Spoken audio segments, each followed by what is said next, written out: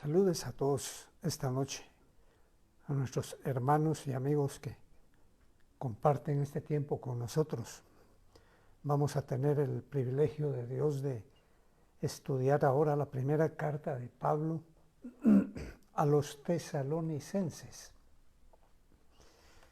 Esta carta de Pablo es como que hubiera sido especialmente escrita para describir todos aquellos cualidades y condiciones que debe reunir todo buen cristiano.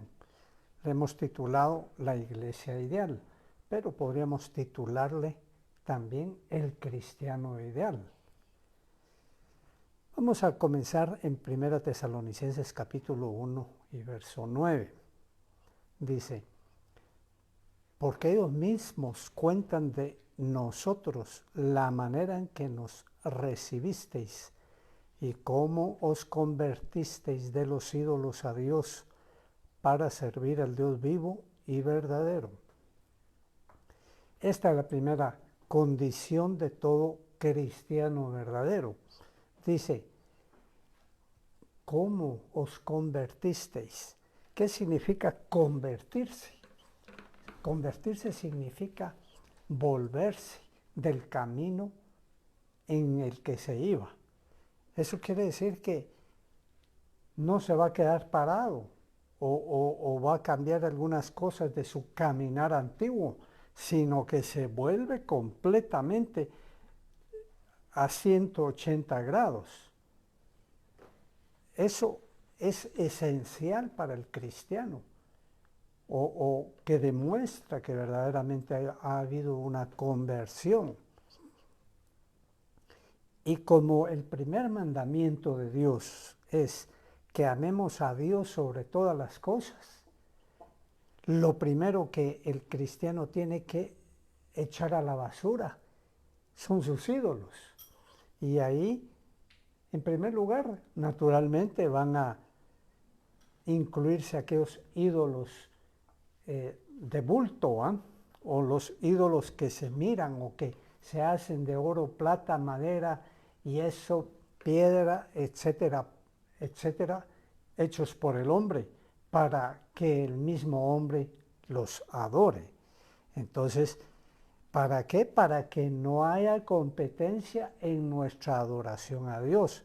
Nadie que verdaderamente quiera adorar a Dios y servir a Dios y agradar a Dios, puede mantener la adoración o la reverencia o como algunos dicen, la veneración a cualquier ídolo de cualquier clase, ya sea un ídolo religioso, ya sea un ídolo humano, por ejemplo, algún héroe o algún ídolo que nosotros hayamos erigido en nuestro propiamente corazón para admirarlo y para imitarlo.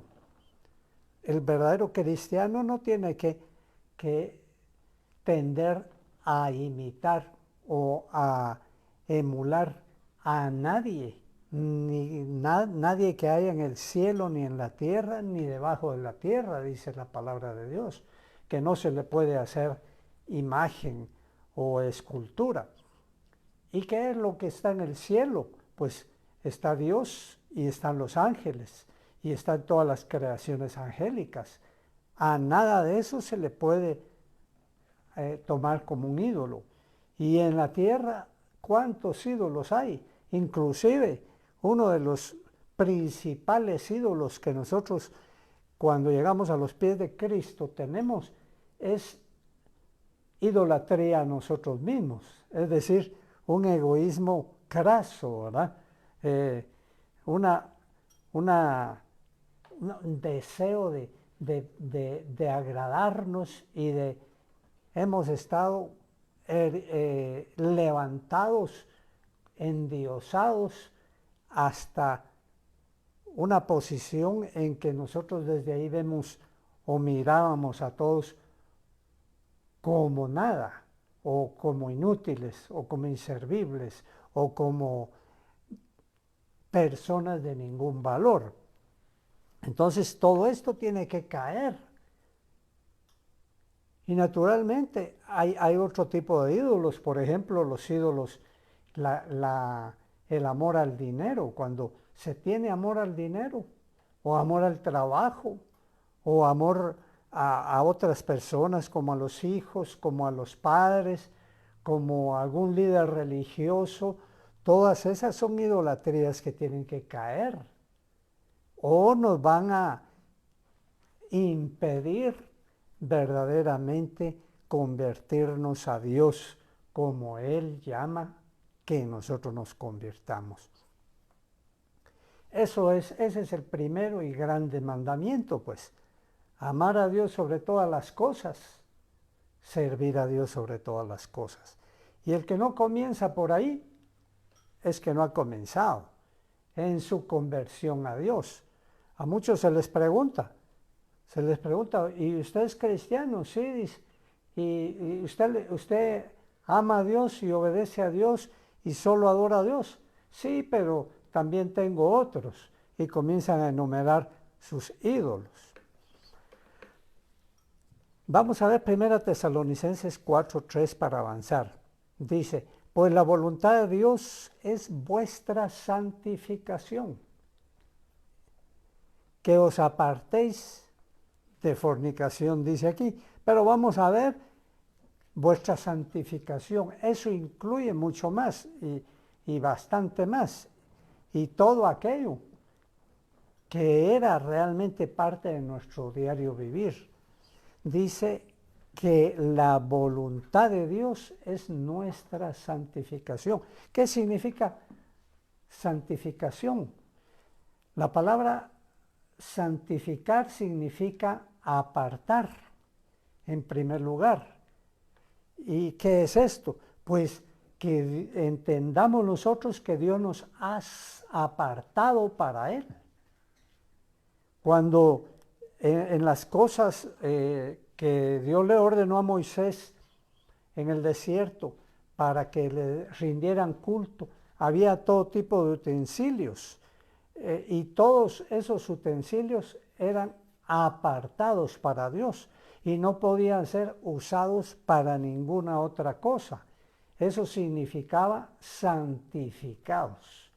Bueno, ahora nosotros somos los no los utensilios, sino que los hijos de Dios, los alcanzados por la gracia y la misericordia de Dios, somos los que hemos sido apartados para Dios. Por eso es que cuando Dios habla de sus hijos, dice que Él los ve santos.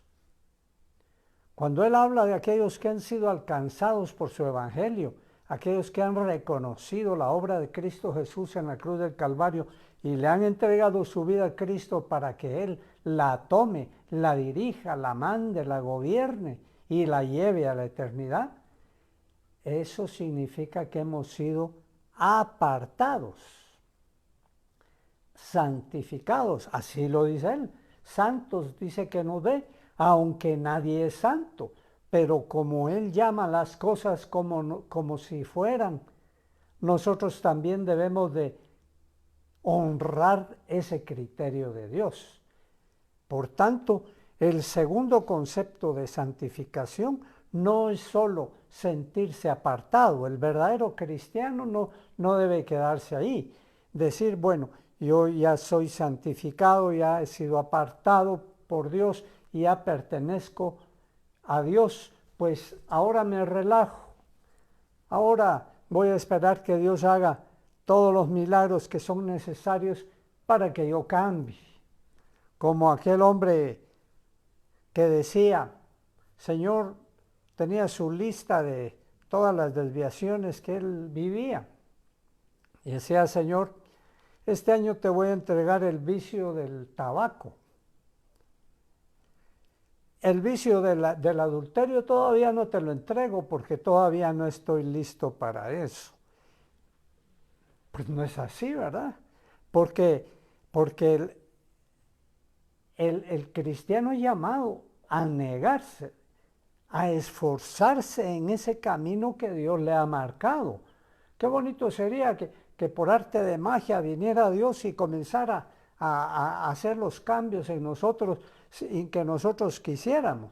Que un día dijéramos, nos levantáramos y dijéramos, caramba, ya no me gusta el adulterio.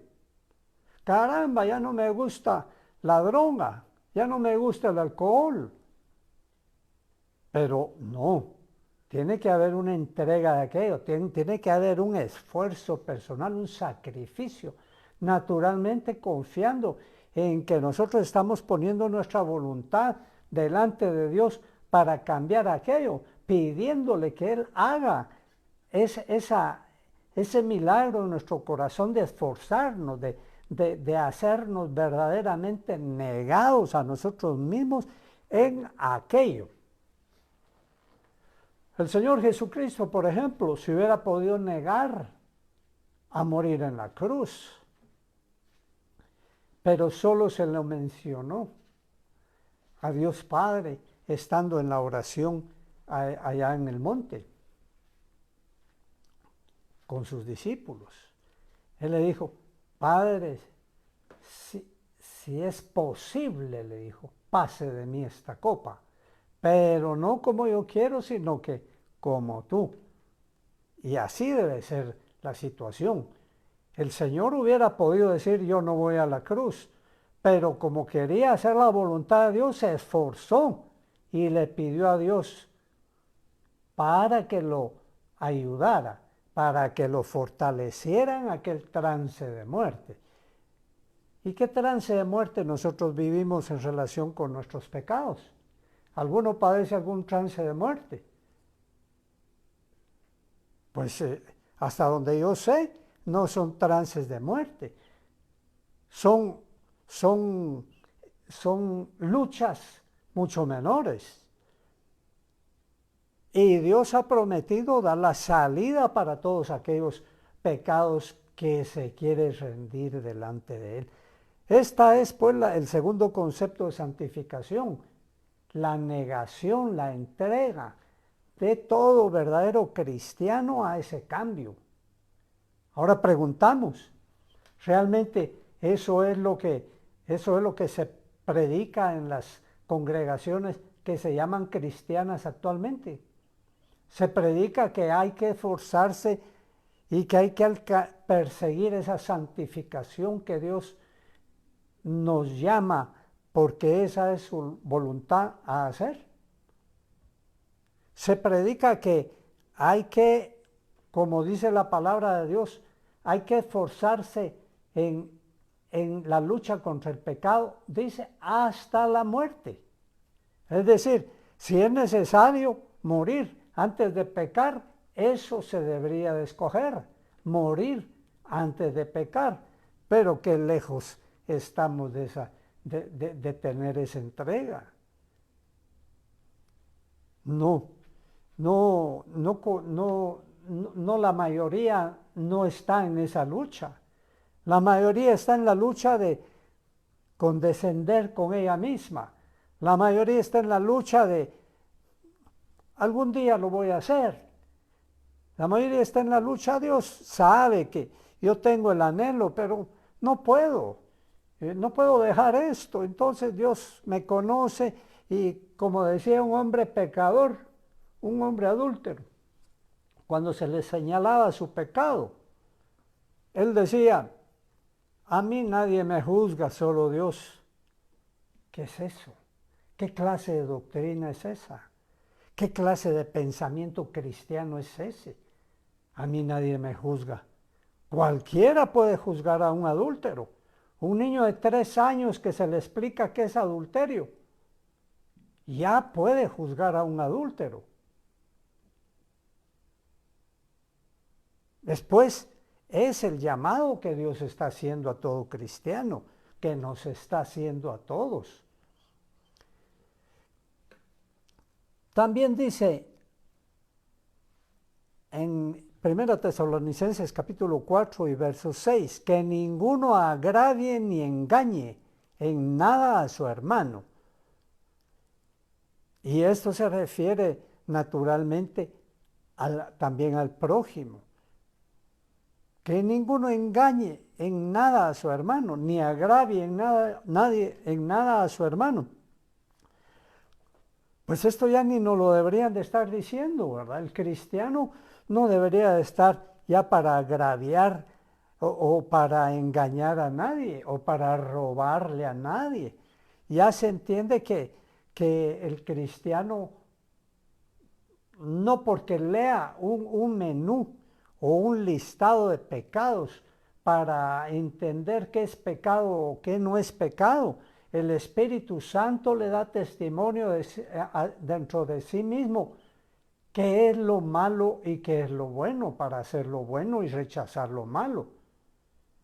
El Espíritu Santo, que ahora, decía el Señor Jesucristo, es la ley en el corazón del cristiano. Eso quiere decir como que si ahí tuviéramos, o así es, que tenemos la ley escrita en nuestros corazones por el testimonio del Espíritu Santo. El Espíritu Santo nunca se va a equivocar respecto de lo que es pecado y no es pecado, y respecto de lo que es malo y lo que es bueno, respecto de lo que es justo y lo que es injusto. Y como Él es el que dentro de nosotros mismos, el Espíritu Santo, nos va indicando eso, esa es la ley. Ya no leída en una tabla de piedra, ya no leída en un libro llamado Biblia, sino que el Espíritu Santo enseñándonos a nosotros. Si nunca hubiéramos leído de que no hay que agraviar al hermano, insultar al hermano, ya el Espíritu Santo nos va a decir, ¿qué vas a hacer? ¿Vas a insultar? Eso no está bien. ¿Vas a levantarle la voz y le vas a mencionar toda la descendencia? No está bien. Entonces, sin embargo, aquí como estamos viendo todo lo que esta carta de primera de Pablo a los tesalonicenses, aquí lo mencionamos porque la palabra de Dios lo describe. Pero digamos que dice a continuación ahí mismo, porque el Señor, dice, es vengador de todo esto. Muchos creen que el tener contiendas entre hermanos, el tener contiendas en la iglesia, o aún entre hermanos de mamá y de papá, o las contiendas que el cristiano puede tener con gente ajena a la iglesia, gente tal vez que no es cristiana, eso no importa, eso está bien, ahí se van arreglando las cosas en el camino. O de manera que también podamos pensar que todo eso, esos agravios, esos problemas, esos daños que se han hecho entre hermanos o entre familiares, el tiempo todo lo va a borrar, el tiempo todo lo va a dejar como antes del agravio. Se equivocan. Si no hay nada, si no hay que agraviar, si no hay que engañar, si no hay que robar, si no hay que insultar, si no hay que hacer nada malo en contra del prójimo, si se hace, hay que arreglar esas cuentas. Dios lo enseña, el Señor Jesucristo lo enseñó en su palabra.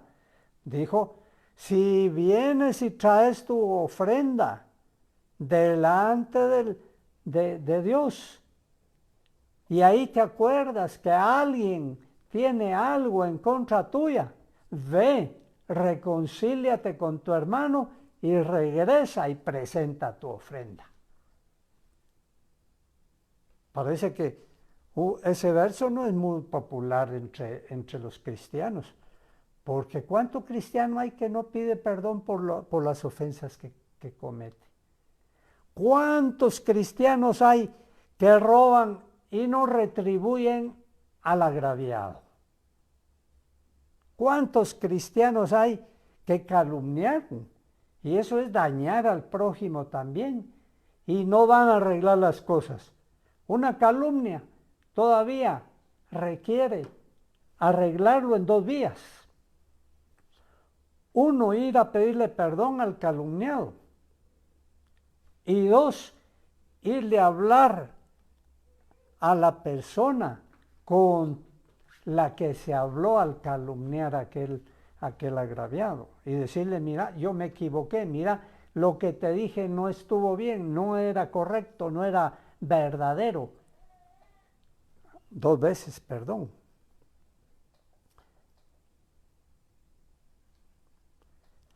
Porque el Señor es vengador de esas diferencias entre hermanos. El Señor es vengador de esos problemas entre familiares. El Señor es vengador de aquellos que agravian a otros, porque el Señor así lo dice, que todo lo que nosotros sembremos, eso lo vamos también a cosechar. Continuemos.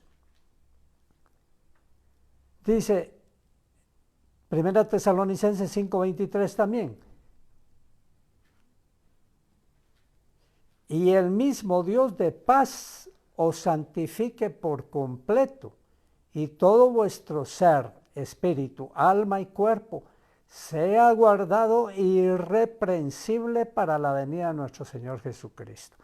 Mira este verso de 1 Tesalonicenses 5:23, es completísimo, ¿verdad? Porque dice, el mismo Dios de paz os santifique. ¿Cuánto nos quiere santificar Dios mientras vivimos en la tierra? Nos quiere santificar por completo. Muchos dicen, no, es que el cristiano no puede ser santo mientras viva. ¿Qué significará esto entonces? El cristiano no puede ser perfecto mientras viva. ¿Qué significará entonces que Dios nos santifique por completo? Y todavía agrega, y todo vuestro ser, espíritu, alma y cuerpo, sea guardado irreprensible para la venida de nuestro Señor Jesucristo. Y veamos bien, dice, Dios quiere guardar irreprensible nuestro cuerpo. Hay que guardar ese cuerpo. ¿Sabes tú cómo guardar irreprensible en santidad tu cuerpo? ¿Sabes? ¿Y lo haces así? ¿O lo contaminas? Tal vez hasta con adulterios, con fornicaciones. Tal vez contaminas tu cuerpo con otras inmundicias, por ejemplo, otras con drogas y esas cosas. Eso es contaminante también del cuerpo. Guardas irreprensible también tu alma. ¿Sabes tú qué es lo que daña tu alma para no ser irreprensible? Algunos dicen, bueno, no, las películas violentas o de sexo o películas de perversiones de cualquier tipo no hacen daño. No hacen daño porque están fuera de uno. No está uno participando. Claro que está participando. Si Dios dice, no dice Dios que son que los ojos, dice el salmista, yo aparté mis ojos de toda perversidad. Es decir, no ver, es decir, no oír, es decir, no pensar, es decir, no actuar. El alma y hasta el espíritu, Dios quiere guardarlo. ¿Y cómo lo guarda? Si tú participas, por ejemplo, en cultos de iglesias que no son cristianas, de cualquier clase, aunque se digan cristianas, tu espíritu está contaminando. Y hay muchas otras cosas que contaminan el espíritu.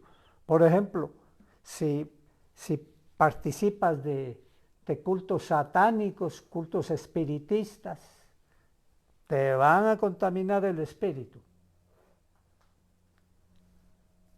Hay muchas cosas que pueden contaminar el espíritu y que nosotros pensamos que no es así. nos invitan a una iglesia no cristiana, a un rito de esa iglesia, porque alguien se bautiza, porque alguien se casa ahí, porque lo que sea. Nosotros no entendemos entonces el mundo espiritual. Si no entendemos esto, que hay contaminación espiritual. No entendemos que hay un reino de las tinieblas y un reino de luz de nuestro Señor Jesucristo. Y por eso es que estamos allí.